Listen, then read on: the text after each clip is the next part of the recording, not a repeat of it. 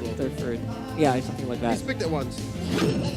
And Lilia. Sorry, Wan. All right. All right. It's an old favorite for Kelra. All right.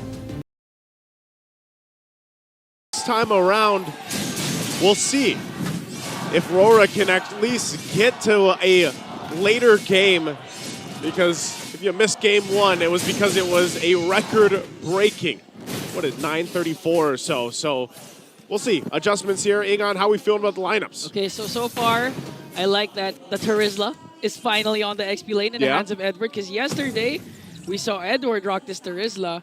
Huge win, huge gameplay coming in from Legend Zero. So, and looking back at the lineup rating again, Aurora has a more balanced lineup.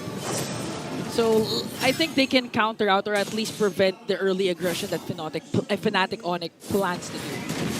Yeah, part of this too is, I mean, we've seen this a couple times now, like Leo and Rockhard mentioned, you know, the Eve, it's only, maybe two players, right, that have found success on it. Few. Super Prince and Few being those two. Few players. Yeah, literally a few players. And, you know, for the most part, like, yeah, you want to fight around the box, but I think even regardless of the Eve or not, the big thing here is, once again, Brusco having his hands here on the Gatakacha, like, this is going to be a problem, I feel like, for Rora. Okay, stun onto Brusco. You want to burst him down. Wow. But instead, Renegade is the one who's going to fall. First blood will be picked up by Brusco, the one they were targeting. See what I mean? Fnatic, just turn it around. As I was just saying, like, that is the big thing for me, because right now the teams that do go ahead and grab the Gatakacha, like, he's a little elusive, because when you are targeting him down, even this early point in the game, and he has a Revitalize, and he's tanky, and then he get that little extra heal from his passive, like, it's tough, because you think you're going to take him out, and then all of a sudden, boom, he gets a shot in, passive procs, Revitalize goes through, and then next thing you know, he's half health, right? Yeah. And also the fast response, the teammates of Brusco to aid him in bringing down Renegade, a Carmilla who's quite tanky, as Brusco is even just holding the turtle and eventually waiting for a King Kong to appear with his Nolan. So let's see. Fine. They're going to approach this. Edward, like you said, this time around, he'll hold that front side, does have the penalty zone and the flicker available, so they're actually going to take this very slowly. Super Prince also waiting around the corner. There's a knock-in. And an onward combination onto Renegade. King Kong just waiting for the perfect opportunity. But still, Demon Kite gets it. Edward goes in as well as Brusco, and Renegade again will fall down. But Demon Kite will get the turtle.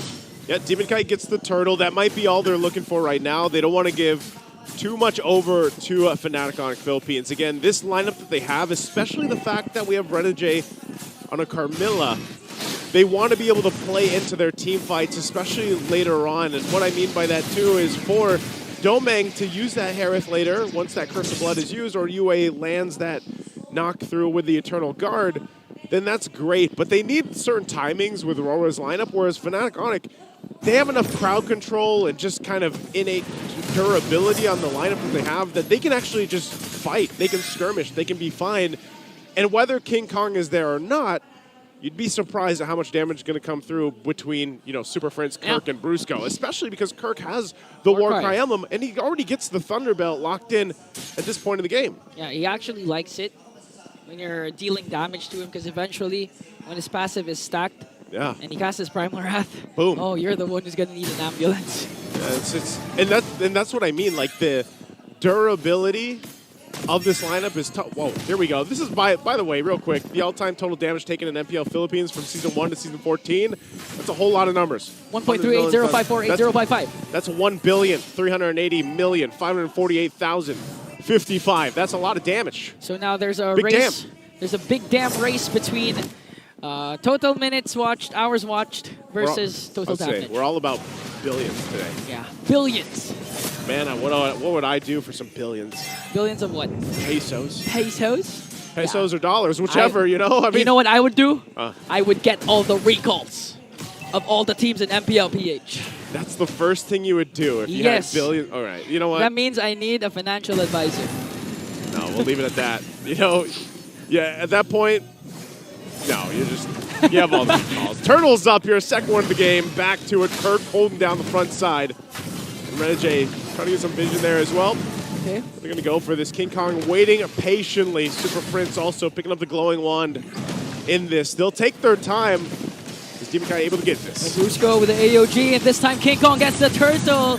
Brusco pops his Revitalize, still wanting to go on to Renegade. Edward goes in with a penalty zone, plus the removal manipulation coming in for Super Prince.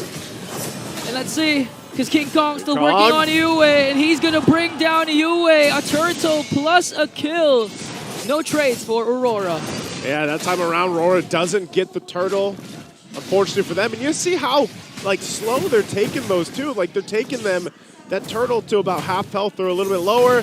They wait, and wait, and then Fnop just yeah, we'll fight you. And that's the power, once again, of having this real-world manipulation, having the options to even just jump in with Brusco with the Avatar of the Guardian, because you can see this, he doesn't even have that first item locked in, but what is there is that Thunderbelt for Kirk. You've got the glowing one, like we mentioned from Super Prince earlier. Counter-Strike only here for King Kong, but the fighting power is going to come later for Rora's lineup, especially when Domeng starts joining the fights, and they hopefully can play into that Curse of Blood, like I said, from Renegade, but Renegade's nearly having the same experience that he did in the previous game. Yeah, he's having a hard time easily getting bursted down and targeted out by even Brusco. And I like the dynamic between Brusco and Kirk, because Kirk is the frontliner, the zoner, the vision provider, and Brusco's just waiting for the brushes for the perfect AOG like this. Gonna catch you, gonna get bursted down by Super Prince as they work on the mid lane turret. Now Demon Kite trying to go for a trade, a cross map play up top and down bottom for Domeng, and they will get a turret. I'm telling you, man, I like the way Leo mentioned it earlier. Gato ka cha. This hero is so annoying for the team going against it, because you're not even safe under your turret. You always have to worry about where is this guy hero landing on. That's what he's doing. He's the epitome of tower dive. Literally He's diving. literally a tower dive. He's literally a tower dive. Might be even tankier than a tower. Yeah. As King Kong works on the top lane turret, but Renegade though, he has a stun, okay. But he's gonna wait patiently for the perfect opportunity to strike. This is his moment, but is there enough follow-through and a follow-up from this? Turtle's going to go for a reset. Oh! Crossbow of Tang onto Domeng. There's a 1v1 between the two gold laners. Oh, they're duking it out. Okay, now good zone here for Renegade onto King Kong as Aurora works on the turtle. They will get an uncontested turtle. Now they want to go for more. Working on Brusco. Will there be a counterattack coming in from Fnatic though? And there was almost a kill from Kelra onto Domeng. He was able to cast a crossbow of Tang, but still lacked the damage to do it. He canceled his recall. He wanted to go for Kelra. Oh, he wants the kill. The next standard. My fallen hands though of Super Prince and Kirk. There's the counterattack and the recall from Kirk. Kirk. Oh man, you gotta love that. You gotta love their recall here. Renegade, does he want to fight this? Okay, they're able to avoid the Curse of Blood. Brusco, King Kong, Super Prince is here. New manipulation again from Super Prince. Bounty zone, but Kirk's gonna fall down. They want to go for more. King Kong has to escape. They're up against 4, and there was a trade Aurora was willing to take. Good fight there. I was a little worried for Rora, but luckily they rotated fast enough. They got that down. They also got the flicker out from Super Prince, and then Demon Kite swept in, got the Soul Sever off. So that's the thing. It's respectable damage, especially with the Suyo here. It does get the BOD now locked in, so he's got the Hunter Strike, the Blade of Despair. So that damage is starting to come online. Even so for Domeng, it was a very aggressive, I'm going to take you out, Kelra. He got him. And so now he is also in a position where, all right, he's better off, right? He's got 2 of the items that he needs, Starlium Scythe and the Feather of Heaven. They're good. At this point, Rora, if they can catch a member or 2 off from Fnatic Onic, play into the fact that Renegade, yes, his job is literally get a stun and maybe drop that Curse of Blood. If he can do that, or they follow through off of Edward's penalty zone for these fights when this Lord comes up, that's going to be great for them. But look at this push. Kelra just going full force on this tier 2, unbothered down the bottom. Yeah, he knows that in terms of 1v1 up against Domeng, he's going to have a hard time. Again, this is a Harriet that has an advantage, especially at this part of the game. So as much as possible, he's going to try and avoid those 1v1 skirmishes and make use of the mobility of 1-1. Just go for the turret pushes as Fnatic Onic works on the Lord. All right, they're going to go ahead and spot out Kelra here. Lord is up at this point. Fnatic. Uh-oh. King Kong goes in with a fracture, though. Okay, Kelra just continuing to free hit. All right, they'll keep him at bay. No one goes and presses it forward. You can still see if they can play around some of the macro push the side lanes, put some pressure somewhere else, they'll go for it. But with this minor lead that Fnop has, they can play into it. King Kong picking up Endless Battle. Edward. King Kong's up top. Aurora, will they burst down this Lord though? They're respecting the 2.7k gold lead that Fnatic has, and the potential of Fnatic to just go for the kills instead of the objectives. Just trying to spot out what he can. Knows where Demon Kite is now too, so they'll go ahead and get repositioned. No one really has to commit to the Lord at this point because either team can really just win a team fight, right? There's nothing hugely in favor of Fnatic's lineup except for the fact that, again, rearward manipulation around a Lord is great. So that's why you see, even for Rora, they kind of have to worry about where's that setup going to come from, whereas also there going to be a jump in. That's always the problem when it comes to these fights. Brusco jumping in. Renegade also holding down the front. He's going to go in for the stun. Okay, Curse of Blood. Going to be casted, but Kelra, though, still able to free hit. Edward has to use the penalties on the one-way. AOD! Connecting on to 2. A double kill from Brusco. King Kong works on Demon Kite as Demon Kite backs away. And a perfectly executed Lord Dance for the Sonics. I don't know, man. I think Brusco's after the MVP again. This Garakacha. You can't even run away. You have one way to exit, and he's just like, nope, that's not happening. Boom, Avatar of the Guardian. We're going to take a look at the Infinix replay once again of this fight. It was quite messy. Like, Renegade goes for the stun, and then boom, Unbreakable gets the taunt, forces a defensive penalty zone, sees the opening, charges up. Avatar of the Guardian, hero landing, Brusco, double. Like, this is why I don't know. You got to not give up the Garakacho in this kind of series, especially with this kind of case. Like, you lose those fights, you lose those battles too easily. And this is what you were saying even down to game number 1. Like, if the AOG is being casted in your Turisla, like, where are you going to go? Where are you going to go? You already defensively used your penalty zone and the flicker. Like, you're a sitting duck, you know? You're not going to get far from that. Here it is again. Okay, AOG again connecting on to 3 just to zone out and make sure Fnatic will indeed secure an inhibitor turret. Curse of Blood will be casted as well, but Kelra is able to walk away though. In exchange for Brusco, Fnatic Onic might be able to get an inhibitor in the bottom as soon as the minions will arrive. Beautiful manipulation coming in from Super Friends though. And Aurora just continuing their immense defense. And now here comes Kelra trying to work on Renegade. He has no stacks yet for Kelra for the crossbow of Tang, as Domin casts a Zaman Force to make sure to defend the inhibitor turrets.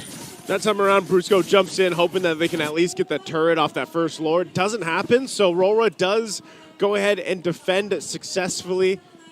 1 HP on that turret left, but nonetheless, a good defense given the circumstances. So we have to start thinking, all right, Rora. They show that they can fight, they show that they have capabilities, and yes, they're down 5,000 gold, but they're in a position where they can at least fight. They can at least go toe-to-toe. Not sure if they'd actually completely win as long as they're fighting into that death box, and that's where this is difficult. Interesting pickup, by the way, the Malefic Gun. This is an item that you don't see often. It was brought up with all those new items that did come up, but not many people pick it up, and it increases that range, so this is also going to help Kelra, you know, hopefully get that airtime a little bit faster, a little bit easier to get those weak points down as it increases the range. So yeah, he misses that Beatrix. Yeah, he misses the sniper the from Beatrix. Beatrix. He misses the sniper. But you know what? Overall, because Kelra doesn't have to worry about too much. You know, like it's more so of what is Rora going to do and how does he respond from it. And a lot of times when you have this Garakacha, you just respond to him and where he's jumping in from. Yeah, it's like follow the leader. In this case, follow the Brusco. Follow the Brusco. AOG.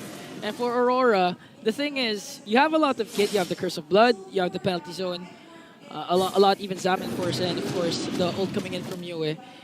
I think at this point, with the lead established by Fnatic Onic, 6.2k, you need at least all to connect. So you have a chance in going up against the Sonic, especially with the second Lord. Even with that lead, look at this. They're still going to take some time off this Lord.